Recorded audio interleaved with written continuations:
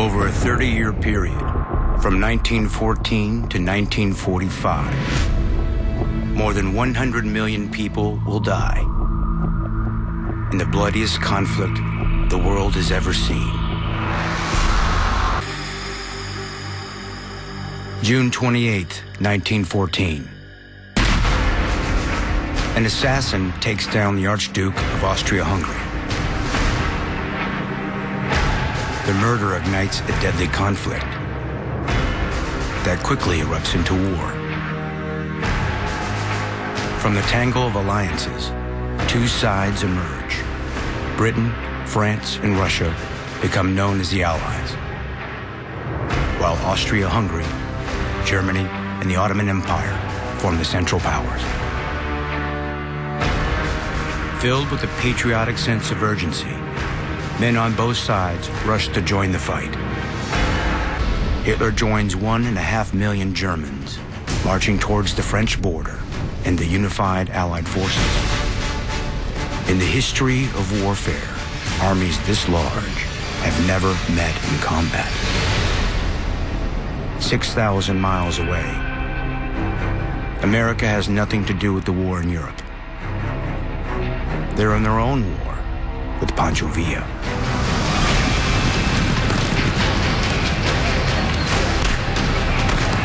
The Mexican revolutionary is carrying out violent attacks on U.S. citizens along the southwestern border.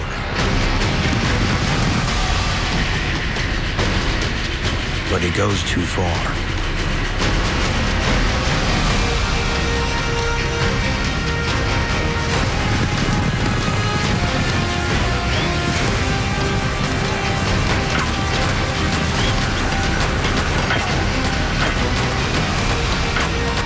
Villa and his men seize an American mining train, brutally killing 16 innocent Americans, leaving the U.S. military no choice but to take action. Nearly 5,000 American troops cross the Mexican border to take down Villa.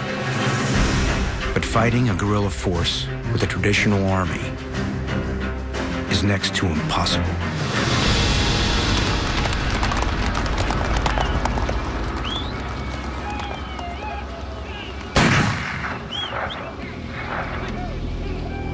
One Army captain is determined to find a different way.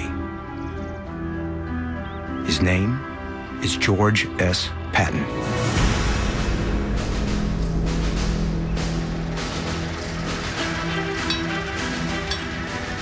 Patton's ancestors fought in the Revolutionary War. They fought in the Civil War. He grew up wanting to be a military hero. He has a reputation for being smart, tough, and for being ruthless. But he had another quality that's essential in military leadership. He understands the power of technology, and he doesn't want to fight with cavalry and with horses. He's looking for a new technology that will change the nature of the battlefield. So the car is fairly new. If you strap a gun to a car, you've got a new instrument of warfare. What Patton doesn't know is that he's about to revolutionize warfare.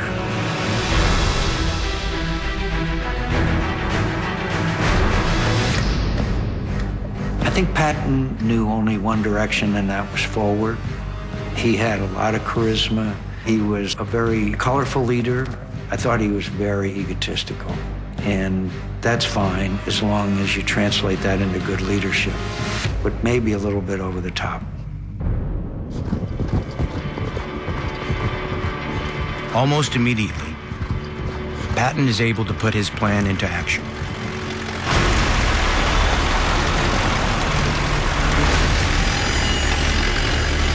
And he launches a surprise raid on Pancho Villa's camp. Faster! Got him on the run, go!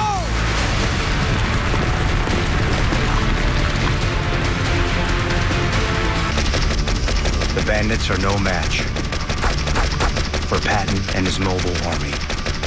And by the end of the fight, 3 of Villa's men have been killed, including his second in command. The first use of motorized warfare by the United States Army is a huge success. And for Patton, it's the first step in his rise to greatness. Half a world away, two massive armies collide on the battlefield. In the first major war with modern technology. When you look at World War I, it's about machine guns and, all of these sorts of new killing mechanisms. It's the beginning of the 20th century as a tech era. This is not men on horseback anymore. This is a motorized war. The advanced weaponry turns the conflict into a slaughter. 230 men are killed each hour. One death every 15 seconds. Really, the machine gun probably did more than anything else.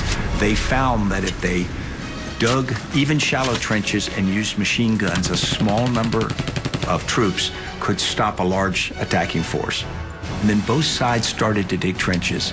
And so they were locked along this line, the Western Front, which was this extraordinarily complex set of trenches that didn't move very much either way. The trenches cover 25,000 miles. Laid end to end, they would circle the globe. The area between the trenches is so deadly, it's known as no man's land.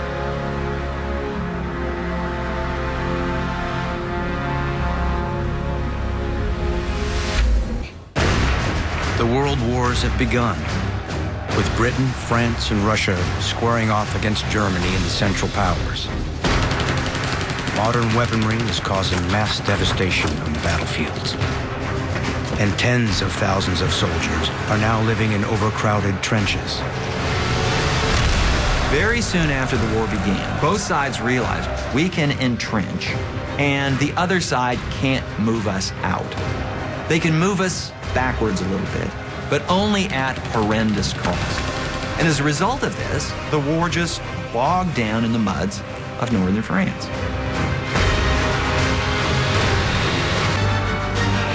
Just days later, Lenin signs a decree that takes Russia out of the war.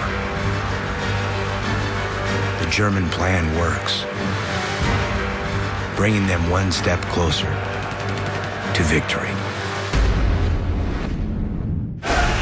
Europe is at war, and in a bold move, the Central Powers have ended the fighting on the Eastern Front, sending exiled revolutionary Vladimir Lenin back to Russia, where he seized control of the country and took the Russian army out of the fight. Germany can turn its attention to the other allies, and one of the countries now forced to fend off the new wave of German soldiers is Italy. Italy joined the fight in 1915, and now must face the full might of the German army for the first time. Tens of thousands of troops are rushed to defend the Italian border in the Alps.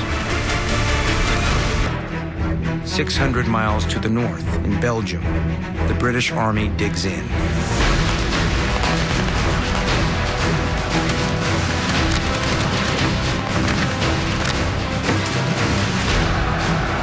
Since the beginning of the war, nearly 400,000 British soldiers have been killed, just to be replaced by new arrivals.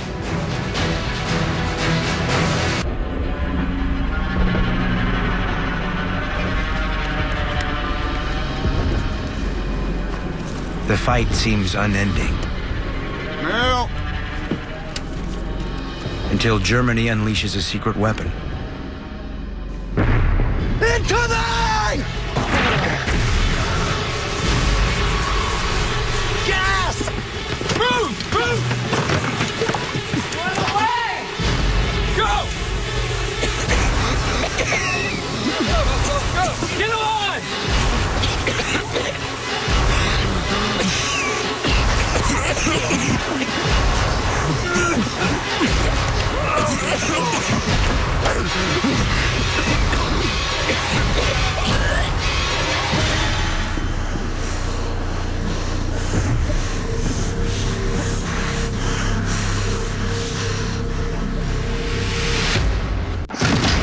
The fight between the Central and Allied powers has become the bloodiest war in human history. By 1917, nearly 7 million British, French, and German soldiers have been killed. Gas! Go!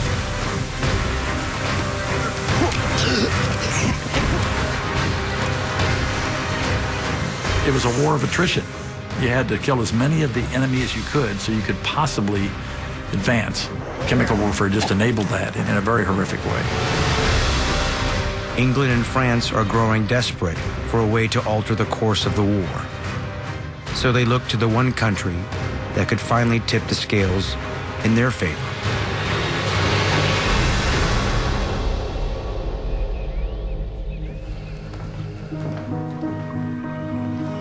Until now, President Woodrow Wilson has kept America out of the war.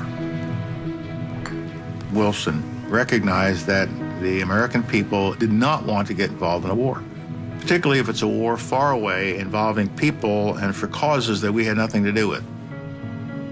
Frankly, the American people did not see themselves at immediate risk. But with hostilities escalating, a peaceful solution seems less and less likely. And Wilson's advisors urge him to begin preparing military forces.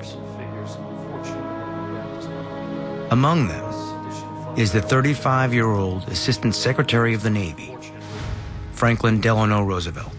Mr. President, I recommend an immediate allocation of more funds to our naval resources if we want to maintain military preparedness.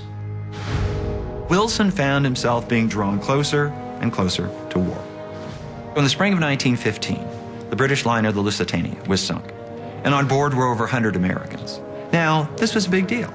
Until this time, it had been a European war, but now in this European war, Americans were getting killed. American resentment grows against Germany. And on February 26, 1917, it finally reaches a boiling point. Mr. President, I think you should look at this right away.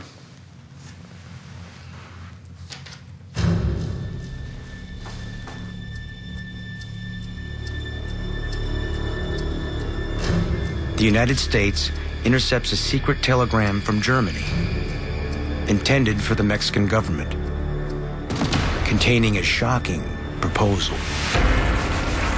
The Germans are offering to fund a Mexican invasion of the United States that would allow the country to reclaim the border states of Arizona, New Mexico, and Texas.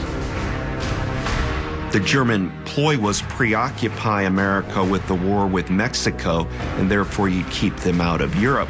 Well, this incensed a lot of Americans, and rightfully so. The U.S. government releases the contents of the secret message, and almost instantly, anti-German protests erupt all across America. The Zimmermann telegram was one of the stupidest things the German government ever did. Texas didn't care about the war in Europe. Now, all of a sudden, the Germans are trying to return Texas to Mexico? Enough with Germany. They need to be taught a lesson. President Wilson signs the declaration of war in April of 1917. Germany's plan to keep America out of Europe completely backfires. The Americans may finally be ready for war, but their military isn't. The U.S. has a standing army of only 100,000 men, while the German army has 4.5 million. The United States hurries to build its military, and those few with fighting experience are rushed to France. The tank is already being used on the Western Front, but with little success.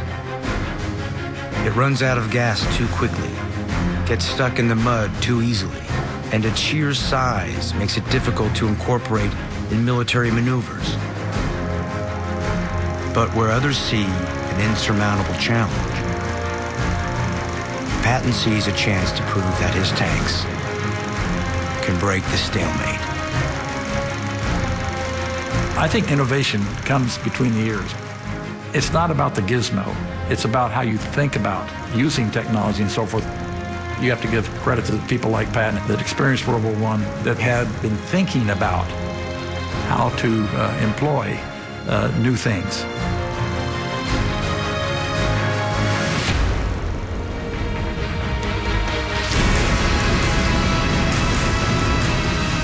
Patton knows the stakes are high. But with his battalion of tanks, he's determined to win the war or die trying.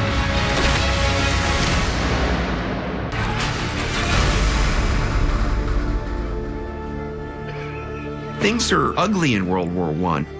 Europe was staggered, exhausted, many cities in rubble, starvation, disease were widespread. You know, the Red Cross couldn't even keep up with what was going on. If you were the Allies in Europe, you needed the reinforcements, new energy, new blood. To aid in the fight, the Allies recruit a new country to their side. Following their long-awaited entry into the war, America is ready to make its presence felt.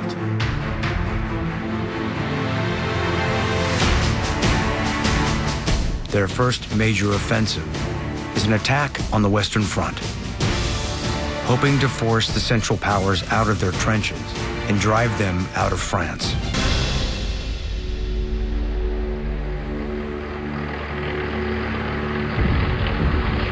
On September 12, 1918, Patton and his forces sweep onto the battlefield from every angle.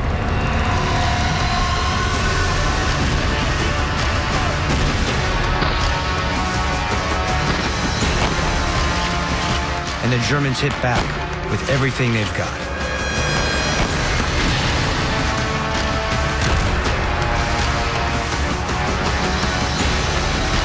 But all of Patton's intelligence is paying off. And his tank brigade begins to break down the German line.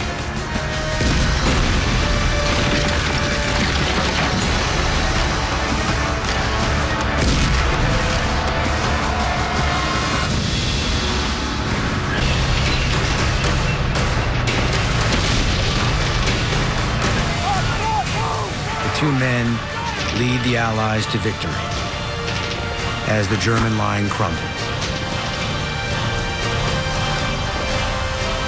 And for the first time, the Central Powers are on the run.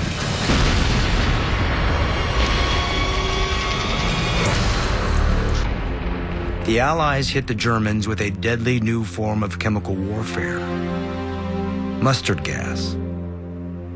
It lingers in the trenches for days and attacks both the respiratory system and the skin.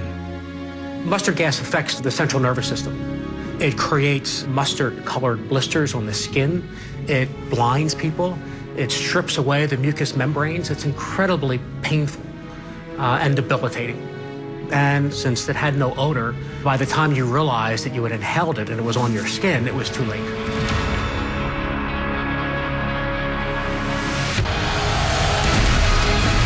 After 3 years of bloody war, the stalemate in Europe has been broken. The United States has joined the fighting, giving Allied armies the needed boost.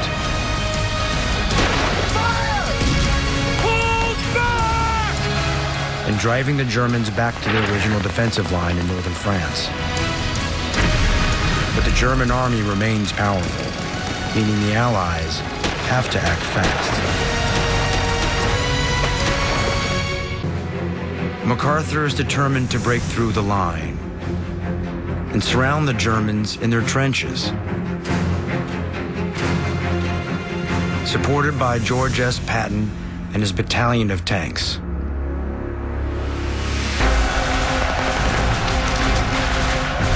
In the fall of 1918, Come on! the Allies launch an all-out attack and what will come to be known as the 100 Days Offensive. Boosted by MacArthur's men and Patton's tanks, the Allied armies become the most dominant fighting force the war has ever seen. Press forward! The Allies relentlessly attacked the German line from every direction.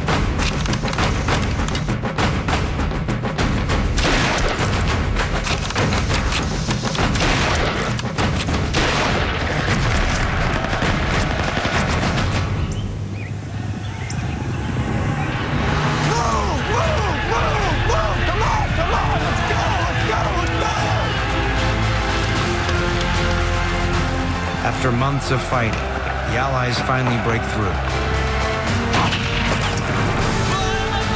putting the mighty German army on the run. Watch it! Watch it! Finally, with no other option, tens of thousands of German soldiers lay down their guns and surrender.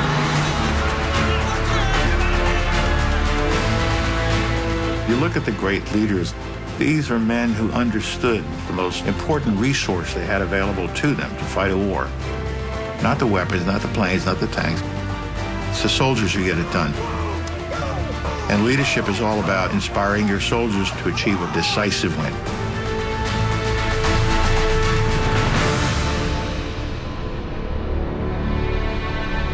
After 4 years of continuous fighting and 37 million casualties, the two sides agree to a ceasefire. When the world is shaking and rearranging itself, as it does after great events like the end of a war, there are a whole range of different emotions. The first is exhilaration, a very personal feeling, exhilaration at being part of an event that is changing the world. And there's never much time to look back. There's always a lot to look forward to.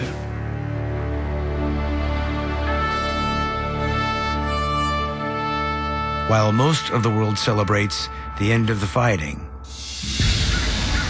some, deep in the heart of Germany, refuse to accept defeat.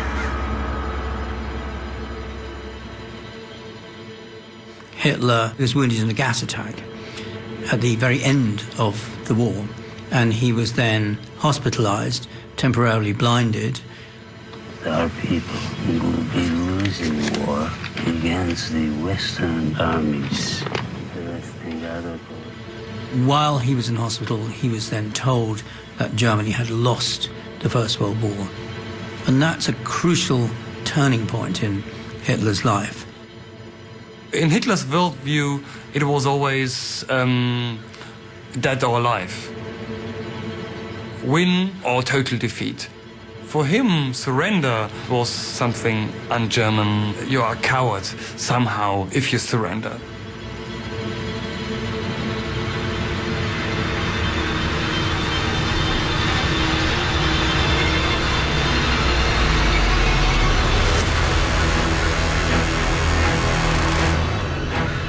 Hitler took the surrender personally.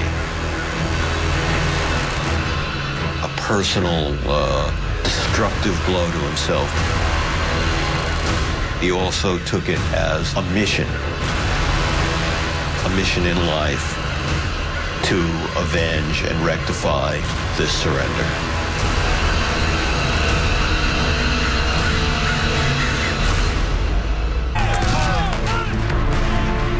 After 4 long and bloody years and 37 million casualties, the United States and the Allies have finally claimed victory, forcing Germany to surrender.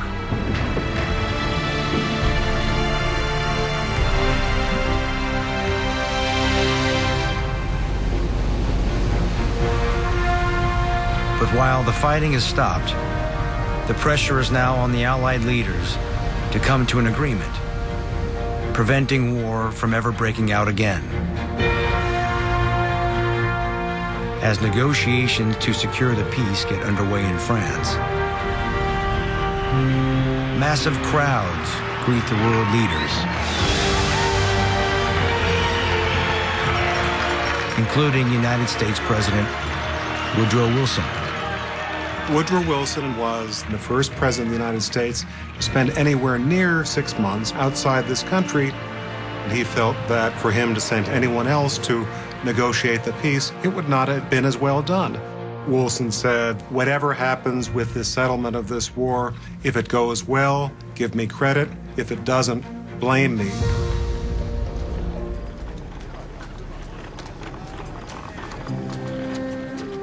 The leaders gather at the Palace of Versailles, but one country not invited to the table is Germany. Gentlemen, please sit down. If we can start by considering the points before we discuss any of the individual ideas, or the main thing that Woodrow Wilson wanted to accomplish at Versailles was defanging Germany, not allowing it to develop a huge war machine again. This was what the victors all wanted to see happen. But as negotiations get underway, Wilson quickly realizes that each country has come to the table with their own agenda. There were these national leaders who had different views of what they wanted out of the Paris Peace Conference. They had led their countries through this brutal, bloody, long war, and Wilson waltzes in with the Americans just at the end.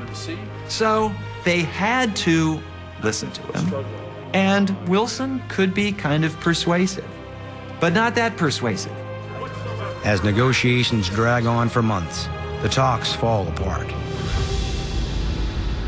And one allied nation feels completely cut out of the negotiations. Japan entered the war in 1914, contributing thousands of troops and millions of dollars to the war effort. They come to Versailles with one goal: to be treated equally. But Allied leaders completely ignore Japan throughout the proceedings. And for Japan, it's the ultimate insult. The Japanese, who'd been on the winning side, get this slap at the peace conference. So the Japanese became alienated from the United States and from the Western powers. And it was a fairly straight line from there to the belief that if we're going to get any respect, it's going to be by fighting our way to respect.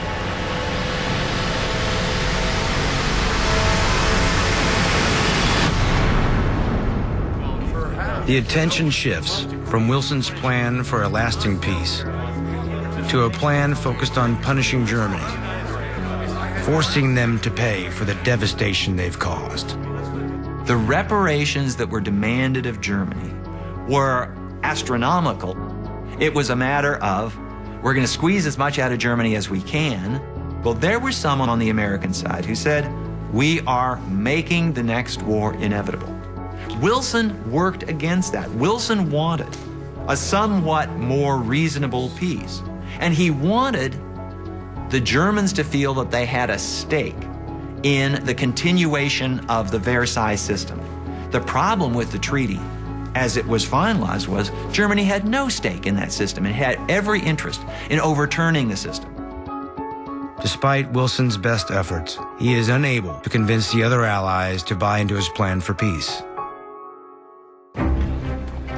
After 6 months of intense negotiations, the allies finally have a treaty. But the final agreement is far from the fair and equitable plan Wilson had originally hoped for. The losers, Germany principally, they were there. They didn't get to speak. They weren't asked to contribute. They were basically, they had a gun put at their heads, figuratively, almost literally, and said, you're going to sign on the dotted line. It was very much a victor's peace. The victors dictated the terms of the peace. They made out like bandits.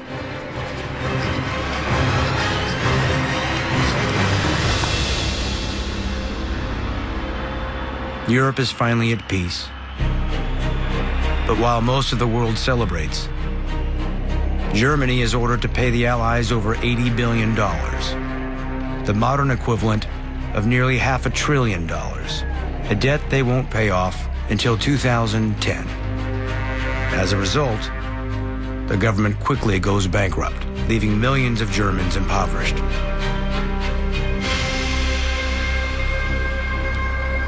The economic devastation completely transforms the country and its people. Germany immediately is struggling with a question of survival. For ordinary Germans, the war did not end in November 1918. For ordinary Germans, the battle for survival, the daily struggle for food, the effort to find shoes and clothing stretched on into the 1920s. As the anger and starvation spread, tensions rise throughout the country. Germany is in a state of near civil war. The left and the right are fighting each other in the streets. Paramilitary groups clash. Germany is a country divided against itself. When World War I came to an end, this is not a treaty. This is an armistice that'll probably last 20 years. Meaning we have not really defeated the German spirit. We have not really solved this problem.